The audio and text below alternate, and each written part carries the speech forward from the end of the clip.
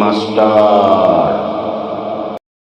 Story master. Story master মানে শুধুই ভূত আর প্রেতের ঘটনা। আজকের ঘটনা ডান্সিং পিশাচ। শুরু করছি ড্যান্সিং পিশাচ। সুবুদ্ধি নামে একটা ছেলে কারখানাতে কাজ করত।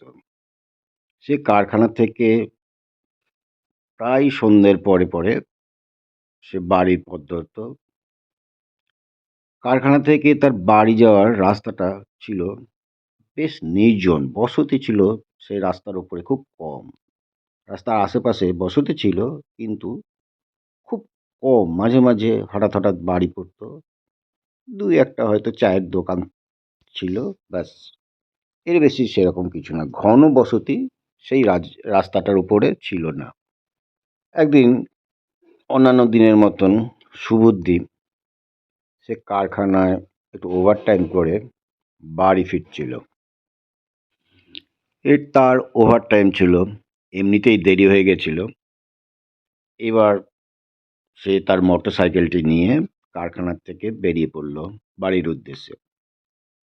এবার সে রাস্তা দিয়ে সে মোটর সাইকেল চালিয়ে আসছে। অনেকটা রাস্তা চলে এসছে, রাস্তা শুনশান। রাস্তার দুদিকে যে লাইটের পোস্টগুলো থাকে তার মধ্যে লাইট জ্বলছে, কিন্তু তার আলো খুবই কম। যাই হোক, সে চলে আসছে আস্তে আস্তে আস্তে আস্তে, অনেকটা সে চলে এলো। আসার পরে হঠাৎ দেখছে রাস্তার ধারে একটা মেয়ে দাঁড়িয়ে আছে। বেশ, পোশাক আশাক খুবই ভালো, দেখে মনে হচ্ছে খুব আধুনিকা মেয়ে। মেয়েটা তাকে হাত দিয়ে গাড়ি দাঁড় করাতে বলছে। সুবুদ্ধি তখন তার বুদ্ধি খাটাচ্ছে, এই দাঁড়াবে না, মেয়েটা হয়তো কোনো বিপদে টিপদে পড়েছে, দেখি কি বলছে। গাড়ি দাঁড় করাতেই মেয়েটি এই সুবুদ্ধিকে বলল, দাদা, আমাকে একটু লিফট দিবেন? এ বেশি দূর নয়, ইন্দ্রপুরী পর্যন্ত। আপনার যাওয়ার রাস্তাতেই পড়বে। দেখুন না, কখন থেকে দাঁড়িয়ে আছি গাড়ির জন্য, কোনো গাড়ি পাচ্ছি না। আপনি একটু যদি আমাকে ইন্দ্রপুরী পর্যন্ত লিফট দিতেন তাহলে আমার খুব উপকার হতো। একটু দিবেন দাদা? তখন সুবুদ্ধি বলল, ঠিক আছে, আসুন, গাড়িতে উঠে বসুন। অনেক অনেক ধন্যবাদ দাদা আপনাকে, আপনি খুব ভালো। আপনাকে অনেক অনেক ধন্যবাদ। তারপরে তো মেয়েটিকে নিয়ে সুবুদ্ধি গাড়ি চালাতে শুরু করলো।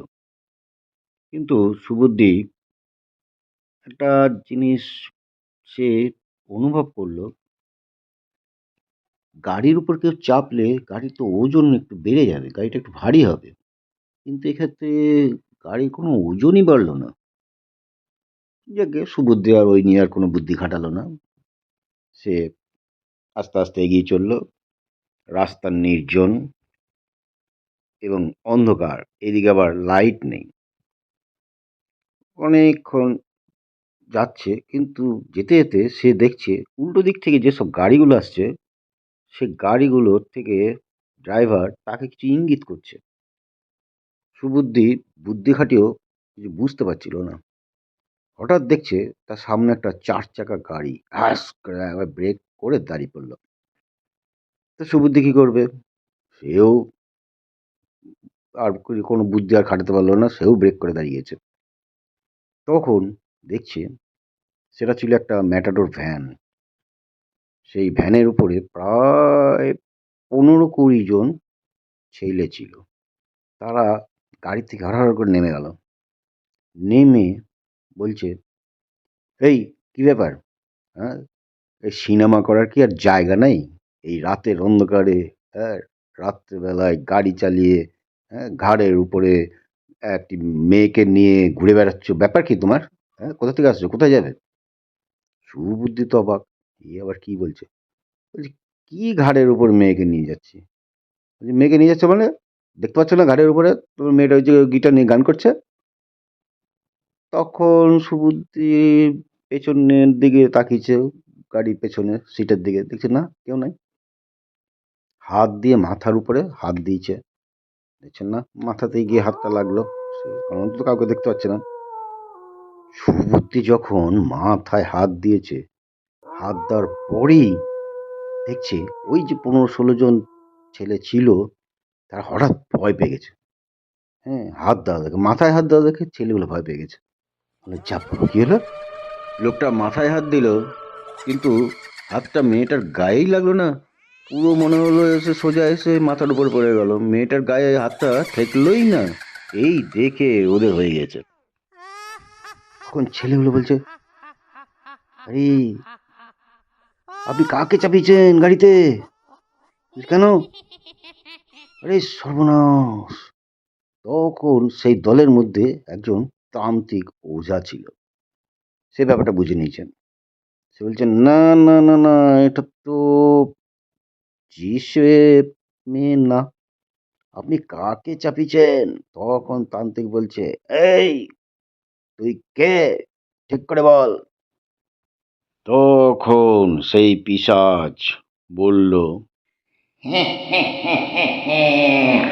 আমাকে চিনতে পারলি না? আমি হচ্ছি ড্যান্সিং পিশাচ। আমি ড্যান্স দিতে, গান শুনতে, গান করতে খুব ভালোবাসি, বুঝলি? এই ফাঁকা রাস্তায়, বুঝলি, এই একা হেঁটে হেঁটে হেঁটে হেঁটে গান করতে ভালো লাগছে। তাই ভাবলাম যে কোনো গাড়ির উপর যদি চাপতে পারি না, তাহলে আমার খুব ভালো হয়। তাই এই লোকটাকে পেয়ে গেলাম, ব্যাস বুঝিয়ে সুঝিয়ে একবারে মুরগি করে তার কানের উপর চেপে গেলাম। বাস, কি মজা লাগছে রে! গাড়িতে করে যেতে যেতে, হাওয়া খেতে খেতে, হাওয়া খাচ্ছি আর গান করছি, হাওয়া খাচ্ছি আর গান করছি, কি মজা!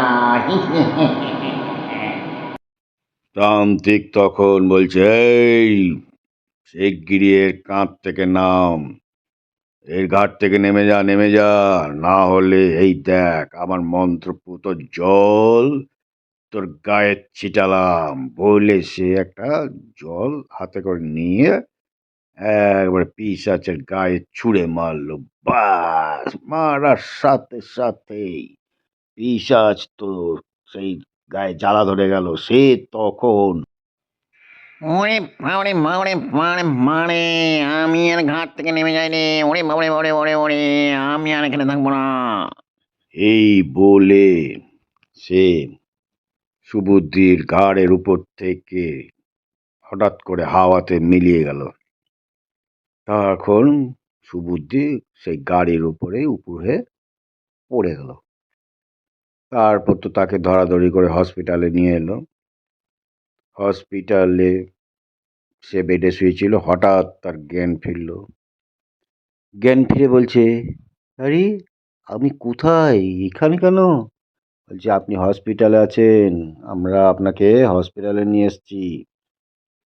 আচ্ছা, ব্যাপারটা কি হয়েছিল, পুরো ঘটনাটা একটু খোলসা করে বলেন তো। তখন সুবুদ্ধি বলতে শুরু করলো, আর বলবেন না, প্রত্যেকদিন যেরকম কারখানা থেকে বেরোই, সেরকম আমি কারখানা থেকে মোটর সাইকেল নিয়ে বেরিয়েছি। সেদিন একটু রাত হয়ে গেছিলো, ওভার টাইম ছিল। তো এই রাস্তায় আস্তে আস্তে এই মেয়ে এখন তো শুনছি পিশাচ, যাই হোক, সেই মেয়েটি আমাকে হাত ইশারা করে দাঁড় করালো। আমি দেখলাম রাত্রেবেলায় মেয়েটা হয়তো কোনো বিপদে পড়েছে, তাই লিফট চাইছে। আমি লিফট দিলাম। তারপরেই তো আপনারা জানেন কি ব্যাপার। বলছে, আরে সর্বনাশ, জোর বাঁচা বেঁচে গেছেন আপনি। খবরদার রাত বেরোতে না বুঝে শুনে এই লিফট দিতে যেন না। হ্যাঁ, আপনি তো প্রত্যেক দিনই যাতায়াত করেন, এরপরেও হয়তো আবার আপনাকে ধরবে। বলছেন, না না, আমার শিক্ষা হয়ে গেছে, আমি আবার ওই খপ্পরে পড়বো? আর না, আমার বহুত শিক্ষা হয়ে গেছে। তাহলে দর্শক বন্ধুরা, গল্পটি কীরকম লাগলো একটু জানাবেন, কমেন্ট বক্সে অবশ্যই কমেন্ট করবেন। নমস্কার, আপনারা সবাই ভালো থাকবেন। আপনারা এতক্ষণ ধরে আমার গল্পটি ধৈর্য সহকারে দেখার জন্য অনেক অনেক ধন্যবাদ। নমস্কার।